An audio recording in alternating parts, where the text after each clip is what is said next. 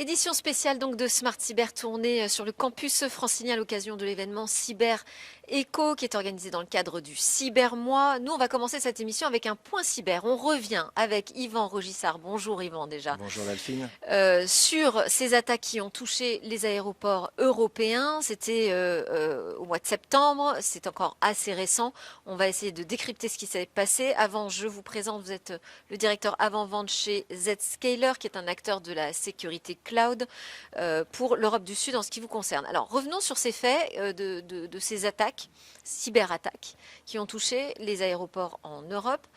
Que s'est-il passé? Est-ce que vous pouvez nous redérouler Oui, alors cette affaire? on a découvert que Muse, c'était pas simplement qu'un groupe de rock qu'on apprécie tous, que c'était aussi un système très critique pour l'ensemble des aéroports. Donc en fait, ce qui est intéressant de voir, c'est qu'en fait, on n'a pas affaire à une attaque directement sur les aéroports, mais à une attaque qui cible un fournisseur des aéroports, un système informatique qui va permettre le boarding des passagers Alors comme vous et moi. si je reprends le déroulé quand même, donc on est mi-fin 19 septembre. septembre, je crois, si j'ai 19 bien septembre, ça ça en démarre à tête. l'aéroport de Bruxelles. Ouais, D'accord. On a donc des retards, des annonces d'annulation de vol à la suite d'une cyberattaque, voilà. visiblement qui cible le système d'enregistrement et d'embarquement, donc fourni par une société américaine. Qui s'appelle Colina Aerospace. Voilà. Et puis, dans le week-end, d'autres aéroports font état également de perturbations. Voilà, en fait, c'est tout simplement la criticité d'un maillon de la supply chain qui est impacté. Alors C'est-à-dire, le l'attaque, c'est un problème, c'est que ransomware.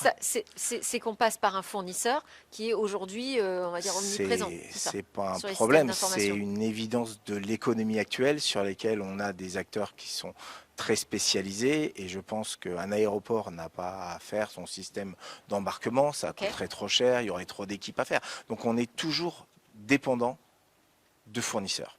La problématique qu'on a, c'est qu'on vit dans un monde qui est de plus en plus digital et donc en fait chacun digitalise son service et donc chacun est vulnérable.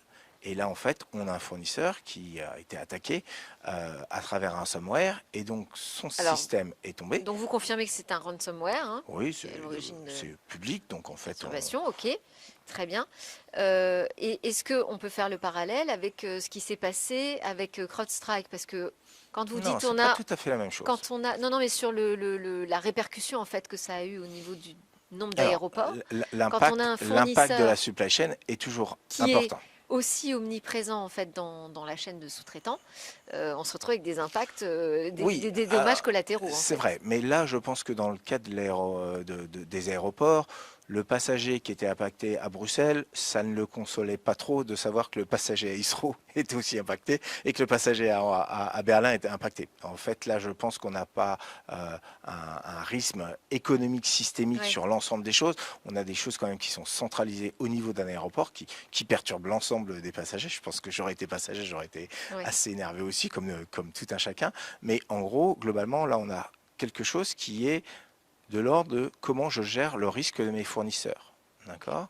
Et derrière, on a des directives comme NIS2 par exemple, qui imposent ou vont imposer, puisque c'est quelque chose qui va prendre quand même du temps à être travaillé et même mettre en conformité, que l'ensemble des acteurs de la supply chain soient analysés par rapport aux risques qu'ils présentent et qu'on vérifie notamment les problématiques de résilience.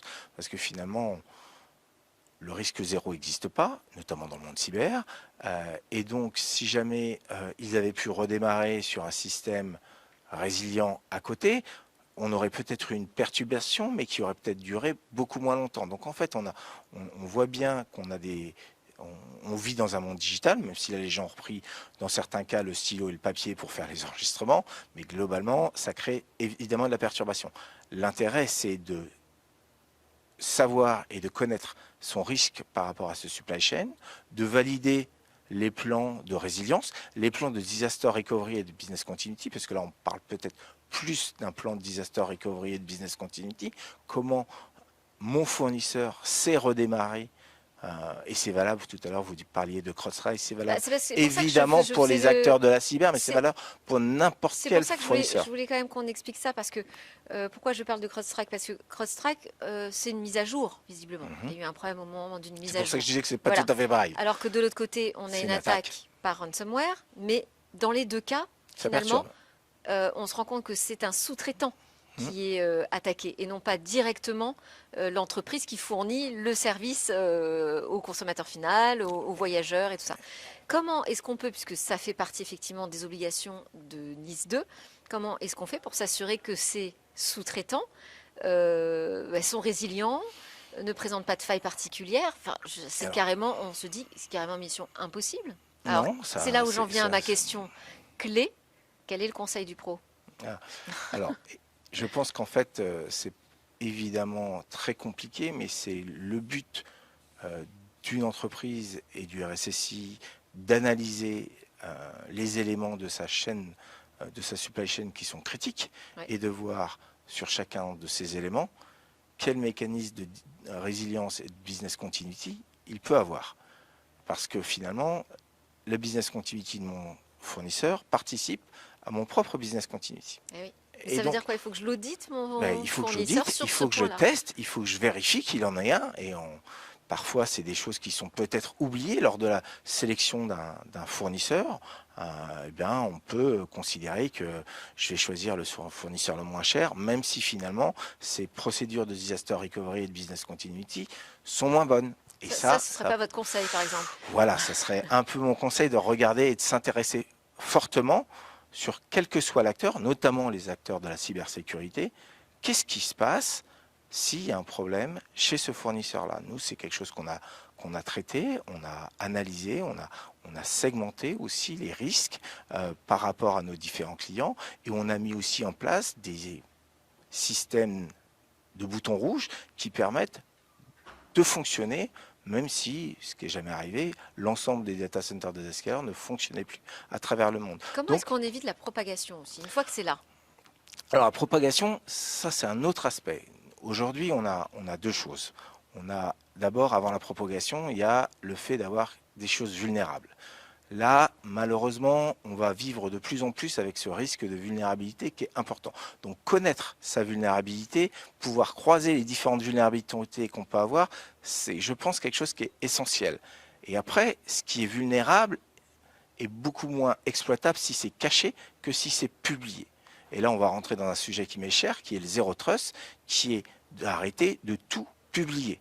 Donc aujourd'hui, on publie à travers des VPN, on publie à travers des sites web, on publie trop d'informations qui donnent la vie beaucoup trop facile aux attaquants d'exploiter une vulnérabilité parce qu'on publie. Si j'ai une vulnérabilité, et tout le monde de nouveau est à la merci d'avoir des vulnérabilités, si je ne publie pas ma vulnérabilité, c'est beaucoup plus difficile d'exploiter la vulnérabilité. Et c'est la force du modèle Zero Trust, c'est de cacher les ressources, de cacher les systèmes et de s'assurer que simplement une personne avec le bon appareil, c'est-à-dire non pas un biode, mais un appareil autorisé avec un certificat, avec des checks de posture qui soient faits, va pouvoir accéder de façon licite à un système et pas à un réseau sur lequel après il va commencer à se diffuser partout.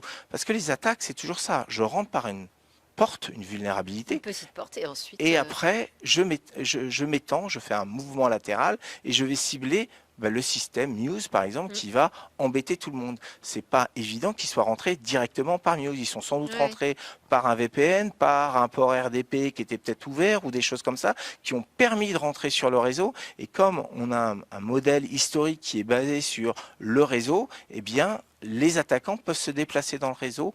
Et nous, notre vision, c'est de dire non, il faut arrêter de donner accès au réseau, il faut segmenter, micro-segmenter qui a accès à quoi d'un point de vue ressources applicatives et ressources système. Conseil du pro, Zero Trust, si j'ai bien Voilà. compris, et je résume. Merci beaucoup, Merci Yvan à vous, Regissart Delphine. de Zscaler, d'avoir été avec nous. On enchaîne avec notre talk. On va s'intéresser à comment l'IA peut être un outil, un allié aussi, une alliée, en l'occurrence, pour notre cybersécurité.